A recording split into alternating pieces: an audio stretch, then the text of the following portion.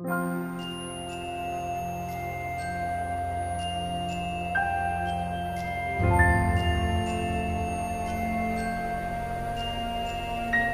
rain had started before dawn.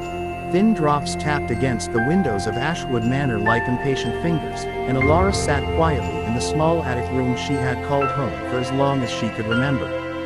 The room was cold, with a slanted ceiling and faded wallpaper peeling from the corners. A single candle flickered on the wooden desk beside her bed. She stared out the tiny window. Gray clouds stretched across the sky. Another day, another morning of trying not to be noticed. A sharp knock suddenly rattled her door. Before Elara could answer, it burst open. Her stepmother, Lady Vivian Ashwood, swept inside wearing a dark emerald gown. Her expression was as cold as winter frost. "Get up," she ordered. Elara immediately stirred. "Yes, ma'am." Vivian looked around the room with obvious disgust. "You've done enough damage to this family." Elara blinked. "I don't understand." "No." Vivian crossed her arms. "Ever since her father died, nothing but misfortune has followed this house." Elara's stomach tightened. Her father's death had happened 5 years ago, yet Vivian never let her forget it. "I haven't done anything," Elara whispered. Vivian's eyes narrowed. "Exactly. You contribute nothing. You take up space. You drain resources." Each word felt like a stone striking her chest. Elara lowered her gaze. She had heard these things before. Too many times. But today felt different. Today there was a finality in Vivian's voice. A cruel certainty. The silence stretched. Then Vivian spoke the words that changed everything. "You were leaving." Elara looked up. "What? You heard me." Fear crawled through her body. "Leave where? I don't care." Vivian's answer came without hesitation. "You were no longer welcome here." The room suddenly felt smaller. The walls seemed to close around her. "This is my home," Elara said quietly. Vivian laughed. The sound was sharp and humorous. "No, child. This was your father's home." The woman stepped closer. "And he is gone." Elara felt tears sting her eyes. "Please, do not beg." Vivian turned toward the door. "You have 1 hour." The door slammed behind her. The candle trembled from the force. Elara stood frozen. 1 hour. 1 hour to leave the only place she had ever known. Even if that place had never truly loved her. Dash, dash, dash. The hour passed too quickly. Elara packed her few belongings into the warm leather satchel. A spare dress, a blanket, a small comb, and the silver pendant her father had given her when she was a child. It was shaped like a crescent moon. She held it tightly for a moment before placing it around her neck. When she finally descended the staircase, the household servants avoided looking at her. Some looked sympathetic, others looked relieved. No one spoke. No one stopped what was happening. The massive front door stood open.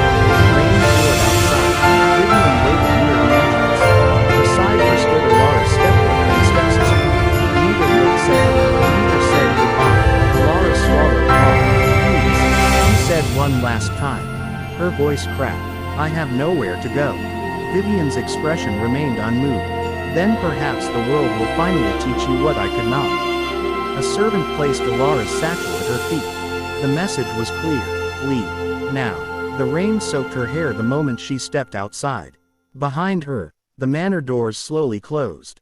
For a brief second, she hoped someone would stop them. Someone would call her back. Someone would say this was all a mistake. But no voice came. The doors shut with a heavy thud. And just like that, she was alone. Dash, dash, dash. Hours later, Elara found herself walking through Moonshade Forest. The rain had stopped, but the sky remained dark. Towering trees surrounded her, their branches twisted high above, blocking much of the fading daylight. Every direction looked the same. Every path disappeared into shadows. She wrapped her arms around herself. The forest felt endless, silent, watching. A chill ran down her spine. She missed home. Even after everything, even after the cruelty, at least there had been walls, a roof, a bed. Now there was only wilderness.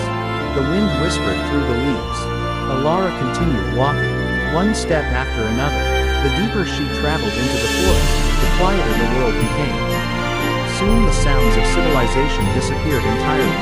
No roads, no houses, no people, only trees. The sun slowly sank beyond the horizon. Darkness spread between the trunks like black ink. Fear settled heavily in her chest. She had never spent a night alone. Never slept beneath the open sky. She searched for shelter and eventually found a large oak tree whose roots rose in the ground like protective walls. Exhausted, she sat beneath it. Her feet ached, her stomach growled. Tears finally slipped down her cheeks.